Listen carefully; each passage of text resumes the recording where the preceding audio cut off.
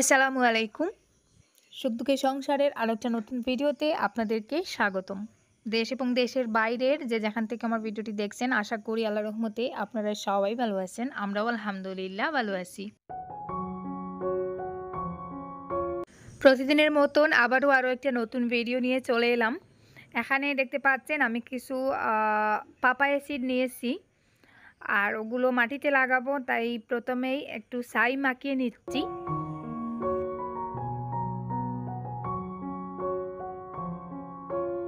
আরিয়ানের বাবা এখানে মাটি কুড়ে কিছু জায়গা রেডি করে রেখেছেন। ওখানে আমি পেঁপের বিচিগুলো লাগাবো।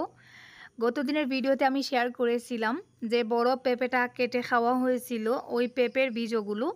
এত বড় সাইজের পেঁপে আমি হয়তো আমার জীবনে প্রথমবার দেখেছিলাম।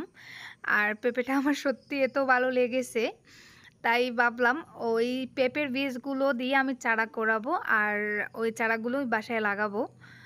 তো যেমন বাবা তেমন কাজ, সাথে সাথেই রাত পোয়াতে চলে এসেছি বীজগুলো লাগানোর জন্য।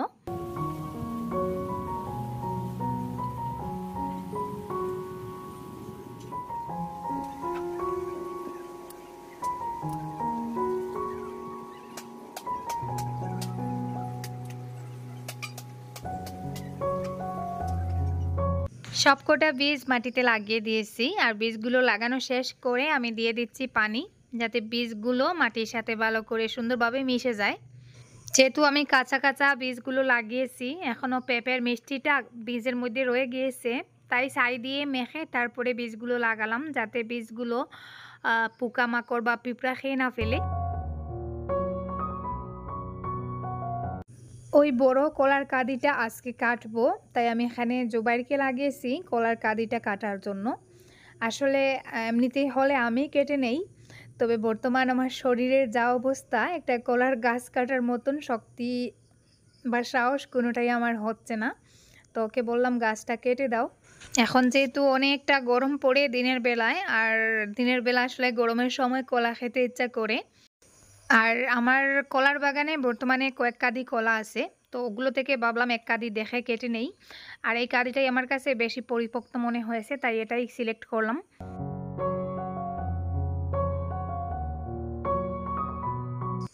এই যে দেখুন কলার কাঁদিটা গাছ সহ পড়ে গেছে। কলার কাঁদিটা অনেক লম্বা, তবে একটু মাচার চিপায় পড়ে গেছে, ওই জন্য কাটতে আর কি একটু কষ্ট হচ্ছে।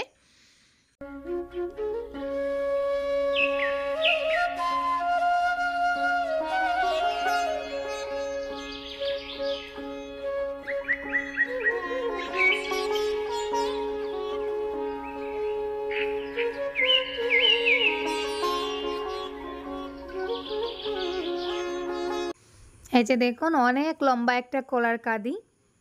তো উপরের দিকের কলাগুলো মনে হয় বাদুড় আঁচড়ে দিয়েছে, তো ওই কলাগুলো আর বেশি একটা বড় হবে না। আর শীতের কলা, মানে ওই কলার কাঁদিগুলো শীতকালে হয়েছিল, তাই একটু অন্যরকম আর কি, আর বড় হবে না মনে হচ্ছে। তো এটাই কেটে নিলাম। এখন ও কলার কাঁদিগুলো থেকে ছড়াগুলো আলাদা করে নিচ্ছে।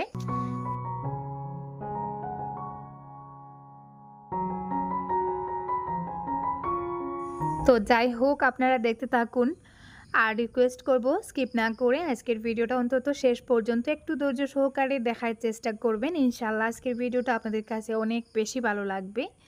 আর সেই সাথে যারা এখনও ভিডিওতে একটা লাইক দিতে ভুলে গেছেন, প্লিজ একটা লাইক দিয়ে ভিডিওটা কন্টিনিউ করুন। আর যারা এখনও আমার চ্যানেলটাকে সাবস্ক্রাইব করেননি, প্লিজ আমার চ্যানেলটাকে সাবস্ক্রাইব করে দিতে পারেন যদি আমার ভিডিওর কোনো একটা অংশ আপনাদের কাছে ভালো লেগে থাকে।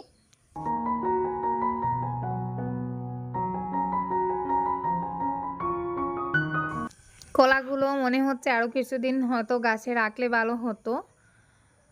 তো জানি না হঠাৎ করে কি মাথায় আসলো, ভাবলাম এক কাঁদি কলা কেটে নেই। আরিয়ানও কলা খেতে চায়, আমারও অনেক সময় কলা খেতে ইচ্ছা করে। আর আরও কিছুদিন থাকলে হয়তো কলাগুলো আরও বেশি মিষ্টি হতো। আমার বাসার কলাগুলো কিন্তু অনেক বড় বড় হয়, আপনারা আমার আগের ভিডিওতে দেখেছেন। আর এক ধরনের কলার ভেতরে কিন্তু খাওয়ার সময় বিচি পাওয়া যায়, আমাদের কলাগুলো কিন্তু ওরকম না, একটুও বিচি পাওয়া যায় না। আর কলাগুলো কিন্তু অনেকটা মিষ্টি। কোনো ধরনের শাক বা কীটনাশক জাতীয় কোনো কিছু ওই কলার গাছগুলোতে প্রয়োগ করা হয়নি, সম্পূর্ণ ন্যাচারাল। এক কাঁদি কলা, এই যে এক জুড়ি কলা হয়ে গেছে। বড় জুড়িটাতে জায়গা করা যাচ্ছে না, কোনো মতে টেলে টুলে জায়গা করলাম।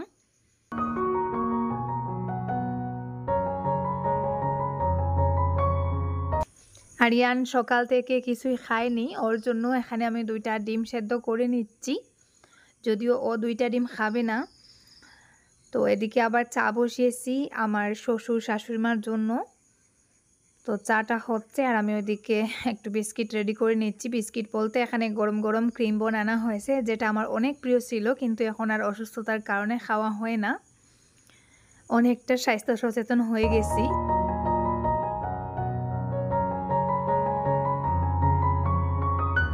চাটা রেডি হয়ে গেছে, এখন ওনাদেরকে দিয়ে দিব। আর বাইরের দিকে বেরিয়ে দেখি আরিয়ান এখানে খেলাধুলায় ব্যস্ত। এই যে দেখুন, এটা নাকি ইন্ডিয়ার ফ্ল্যাগ তৈরি করতেছে। তো সারাদিন ওইসব আজগুবি খেলাধুলায় ব্যস্ত থাকে। আর সেই ফাঁকে আমি মেশিনে কিছু কাপড় দিয়েছিলাম, কাপড়গুলো ধোয়া হয়ে গেছে। আকাশে একটু মেঘলা মেঘলা ভাব, এখন যদিও একটু রোদ আছে, তবে এই রোদটা মনে হচ্ছে বেশিক্ষণ থাকবে না, তাই একটু তাড়াহুড়ো করে কাপড়গুলো বের করে দিয়ে দিচ্ছি। ঈদের পর দিন থেকে আমাদের বাসায় মেহমান আসা শুরু করেছিলেন। তো এক এক দিন রাত দেখা গেছে 15 জন, 20 জন, 25 জন। তো ওইসব আসলে মেহমানদারি করতে করতে আর এক্সট্রা কোনো কাজ করা হচ্ছে না। তো আজকে তেমন কোনো মেহমান বাসায় নেই। তো আরিয়ানের দাদা দাদি আছেন, ওনাদেরকে তো আর মেহমান বললে চলে না, ওনারা বাসারই মানুষ। তো আজকে মোটামুটি একটু ফ্রি আছি, তাই ভাবলাম বাসার এক্সট্রা কাজগুলো একটু করি। এই কয়েকদিন সম্পূর্ণ অনিয়মের মধ্যে চলেছে। ওষুধপত্রের কোনো ঠিকঠাক ছিল না, তারপরে ঘুমের কোনো টাইম ছিল না, 2টা 2:30টায় ঘুমাতে যেতাম। অনেক ব্যস্ত সময় পার করিয়েছি, যেটা আপনাদেরকে আমি ভিডিওতে আসলে বোঝাতে পারবো না। এমন এক একটা দিন গেছে যেদিন মনে হয়েছে যে আমি 5 মিনিট কোথাও বসতে পারিনি, সেই সকালে ঘুম থেকে উঠেছিলাম আর রাতে ঘুমাতে গিয়েছি, এরকম কয়েকটা দিন কেটেছে। তো আজকে মোটামুটি অনেকটা ফ্রি হয়ে গেছি। আর এখানে দেখতে পাচ্ছেন আমি অনেক বড় একটা ডাঁটা শাকের গাছ উঠিয়ে এনেছি। আমি আসলে আমার গার্ডেনে ডাঁটা শাক লাগিয়েছিলাম, তো জানি না বীজগুলো থেকে কেন গাছ হয়নি। 2-1টা গাছ হয়েছিল, তার মধ্যে থেকে এই যে এখানে ছোট ছোট 2টা গাছ আমি রেখে দিয়েছিলাম বীজ সংরক্ষণ করার জন্য। তো বীজগুলো মোটামুটি এখন শুকিয়ে যাচ্ছে, গাছটা কেটে আমি এখন এই যে বীজগুলো আলাদা করে নিয়েছি, আর ওগুলো রোদে দিয়ে তারপরে এখান থেকে আবার আর কি জাস্ট বীজগুলো বের করব। আপাতত 2-1 দিন এভাবেই শুকিয়ে নেব।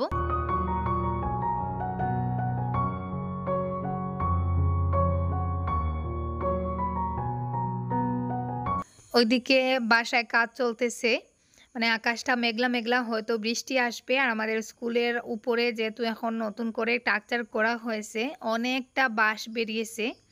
আর আমি যেহেতু একটা খড়ির চুলা করেছি, তো ওখানে আমার প্রচুর পরিমাণে খড়ির প্রয়োজন হবে, তাই ওই বাঁশগুলো মানে ওনাকে দিয়ে আর কি কেটে কুটে রেডি করে রাখতেছি। আর ওইদিকে আবার স্কুলেও কাজ চলতেছে, ডেস্ক বেঞ্চ তৈরি করা হচ্ছে, যেহেতু নতুন বাচ্চারা অ্যাডমিশন নিচ্ছে, আরও কিছু ডেস্ক বেঞ্চের প্রয়োজন। তো সব মিলিয়ে মোটামুটি আজকেও ফ্রি না, তবে অন্যান্য দিনের তুলনায় মনে হচ্ছে আজকে অনেকটা ফ্রি। তো ওনাদেরকে আবার কিছুক্ষণ পর পর চা দিতে হচ্ছে।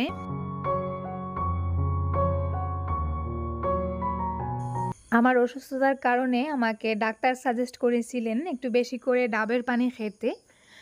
তো এটা শুনে মা সেদিন আমাদের গাছ থেকে কাঁচা কাঁচা কচি কচি কিছু নারকেল পেড়ে পাঠিয়ে দিয়েছেন। তো আমি আসলে আর খাওয়ার সময় পাচ্ছিলাম না, আজকে বের করে জুবাইরকে বললাম একটা কেটে দেওয়ার জন্য। তো ওগুলো কাটতে গিয়ে মনে হচ্ছে ভেতরের যে নারকেলের মালা ওটা একটু শক্ত হয়ে গেছে, হয়তো ভেতরে আর কি সাদা অংশটাও অনেকটা বড় হয়ে গেছে। ডাবগুলো আর একটু কচি থাকতে খেলে ভালো হয়। তো যাই হোক, কিছু করার নেই। এই যে দেখুন, ভেতরের দিকটা অনেকটা শক্ত হয়ে গেছে, ওগুলো থেকে পানি কিন্তু বেশি একটা বের হবে না মনে হচ্ছে। তো এই যে আমি একটা জগের মধ্যে পানিটা নিয়ে নিচ্ছি, এই যে দেখুন। তো আসলে নারকেলটা ভাঙা হয়নি, যেহেতু ভেতরের দিকটা শক্ত হয়ে গেছে, তাই উপরের দিকে 3টা ফুটো করে পানিটা বের করা হচ্ছে।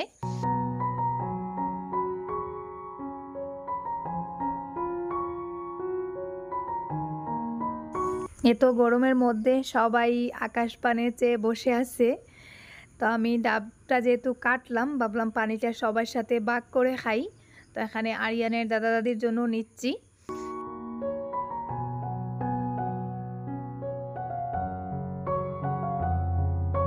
এদিকে আজকে আকাশটা একটু মেঘলা মেঘলা হয়ে গেছে। আর আরিয়ানের অবস্থা দেখুন, রাস্তার দিকে একজন আইসক্রিমওয়ালা দেখে আমার ব্যাগ থেকে টাকা আর একটা পলিথিনের ব্যাগ নিয়ে রাস্তায় দৌড় মেরেছে আইসক্রিম আনার জন্য। আসলে আইসক্রিম দেখলেই ও পাগল হয়ে যায়। আর জানি না কেন আমারও একটু আইসক্রিম খেতে ইচ্ছা করতেছে, যদিও আমি আইসক্রিম তেমন একটা খাই না, কিন্তু কেমন জানি গরমে ভেতরের দিকটা একটু অশান্তি করতেছে। তো দেখা যাক, ভালো আইসক্রিম পেলে হয়তো খেতে পারি। তবে আপাতত আরিয়ানকে কিছু আইসক্রিম কিনে দিতে হবে। তো কিন্তু রাস্তায় এসে দেখে আইসক্রিমওয়ালা এখনও ওই দিক থেকে আসেনি, অনেকটা লেট হচ্ছে। মানে বাসা থেকে আমাদের ওই পূর্ব দিকে দেখা গেছে রাস্তার দিকে আইসক্রিমওয়ালা আসতেছে। তো এই যে আরিয়ানের আর অপেক্ষার শেষ নেই, ও আইসক্রিম কিনবে, কেন আইসক্রিমওয়ালা আসে না। তো ফাইনালি এই যে আইসক্রিমওয়ালা আসতেছে আর আরিয়ান তো রেডি হয়ে দাঁড়িয়ে আছে। তো এখানে বেশি ভালো আইসক্রিম নেই, এই যে টুকটাক কিছু আইসক্রিম আছে। তো ওখান থেকে কিছুটা নিয়ে যে আরিয়ান বাসায় দৌড় দিল। তো ওনার কাছে এই আইসক্রিমগুলো ছিল প্যাকেটের ভেতরে। তো আমি প্যাকেটটা খুলে নিয়েছি, প্যাকেটটা আলাদা করে এখানে একটা প্লেটের মধ্যে আইসক্রিমগুলো নিচ্ছি। আর আমরা যতজন মানুষ আছি আর কি, সেই হিসাবে আনা হয়েছে। তো রাস্তার দিকে আসলে যে আইসক্রিমওয়ালারা ঘোরাফেরা করেন তাদের কাছে অতটাও ভালো আইসক্রিম পাওয়া যায় না। এই 5 টাকা 10 টাকা দামের আইসক্রিমগুলোই বেশি পাওয়া যায়। খেতে ইচ্ছা করছিল, কিন্তু অসুস্থতার বয়ে আর খাইনি, ওদেরকেই দিলাম। তারপরে আমি চলে এসেছি দুপুরের রান্নাবান্নার জন্য। এখানে আমি কাঁচকলা নিয়েছি, 5টা কাঁচকলা। অনেক দিন পরে আজকে কাঁচকলা রান্না করব। ওই কাঁচকলাগুলো আমার বাবার বাসার। সেদিন আমার বাইজিরা আসার সময় বাবার বাসা থেকে মনে হয় ভাবি দিয়েছিলেন। আমি কিন্তু কাঁচকলা খেতে অনেক পছন্দ করি, আর কাঁচকলা যেহেতু একটা ঔষধি সবজি, এমনিতে খাওয়ার পর পেটটাও ভালো থাকে। তো আজকে অনেকটা খুশি হয়ে কাঁচকলাগুলো কাটতেছি। অনেক দিন হয়ে গেছে, মনে হয় 1-2 বছর হয়ে গেছে কাঁচকলা খাওয়া হয়নি। আর আমাদের বাসার ওই কাঁচকলাগুলো কিন্তু খেতে অনেকটাই মজা।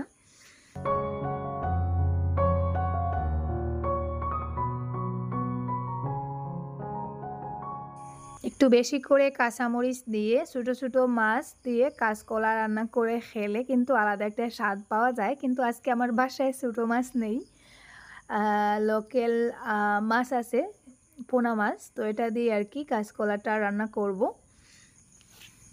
আর ডাক্তার এমনিতেই আমাকে মশলা তেল ওইসব খেতে বারণ করেছেন।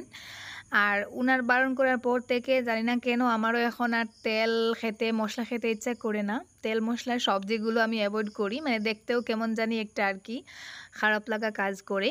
তো এই যতদিন মেহমানরা আমাদের বাসায় ছিলেন আমি কিন্তু এক্সট্রা একেবারে হালকা পাতলা করে কোনো কিছু একটা তরকারি রান্না করে খেয়েছি, আর বেশিরভাগ সময় ডাল খেয়ে কাটিয়ে দিয়েছি।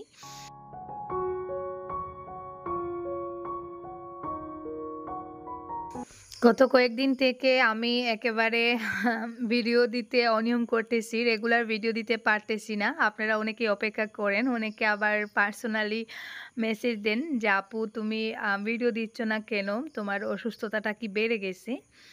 তো অসুস্থতাটা তেমন একটা বাড়েনি, আগে যেরকম ছিলাম সেরকমই আছি।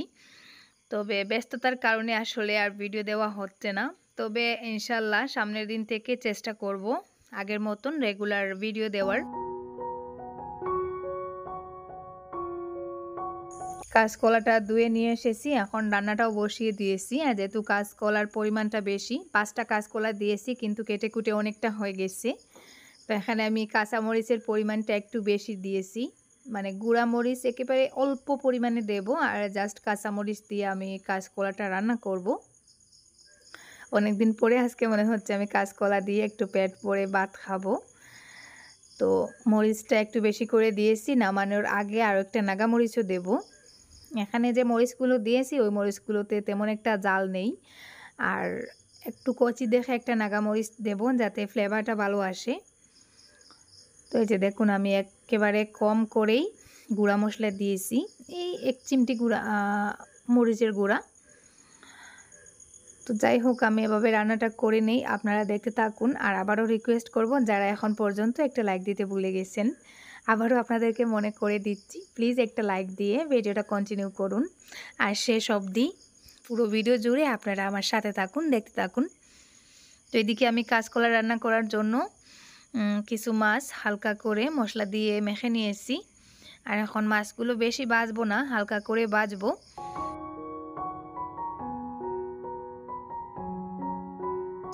একেবারে ছোটো ফ্রাই প্যানটায় বসিয়েছি, তাই এই ফ্রাই প্যানে মাত্র 5 পিস মাছ একসাথে ভাজি করা যায়।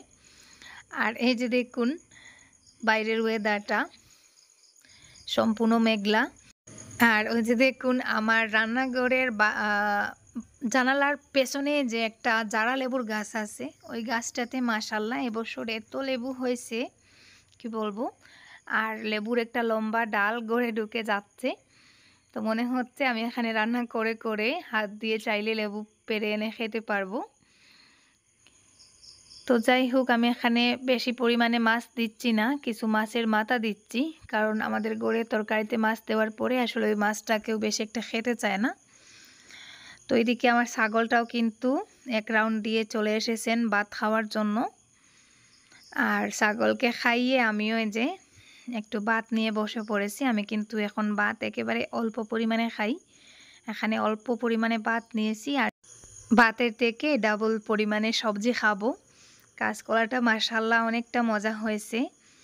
আমি নাগা ধনিয়ার পাতা দিয়ে আর কি কাঁচকলাটা রান্না করেছি, খুবই মজা হয়েছে। আজকে অনেক দিন পরে তৃপ্তি করে একটু ভাত খাচ্ছি।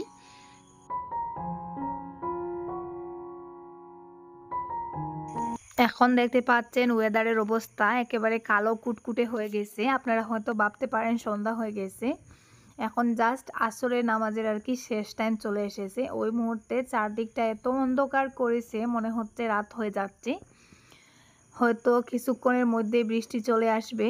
আর এই যে দেখুন, অলরেডি কিন্তু আগুনটা জ্বালানোর পরেই বাতাসের পরিমাণটা আরও বেড়ে গেছে।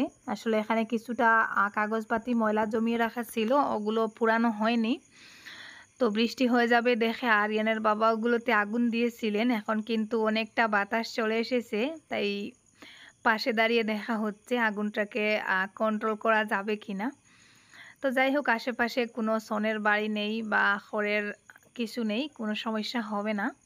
আর এই যে দেখুন আকাশের অবস্থা, কালো কুটকুটে কাকের ডিমের মতন হয়ে আছে। তো যাই হোক, আজকের ভিডিওটা এই পর্যন্ত। আর আজকে থেকে আবার রেগুলার ভিডিও দেওয়ার চেষ্টা করব ইনশাল্লাহ। আবারও নর্মাল জীবনযাপনে ফিরে এসেছি কয়েকদিন পরে। আর আপনারাও সবাই ভালো থাকুন, সুস্থ থাকুন, দেখা হবে নতুন ভিডিওতে। আল্লাহ হাফেজ, আসসালামু আলাইকুম।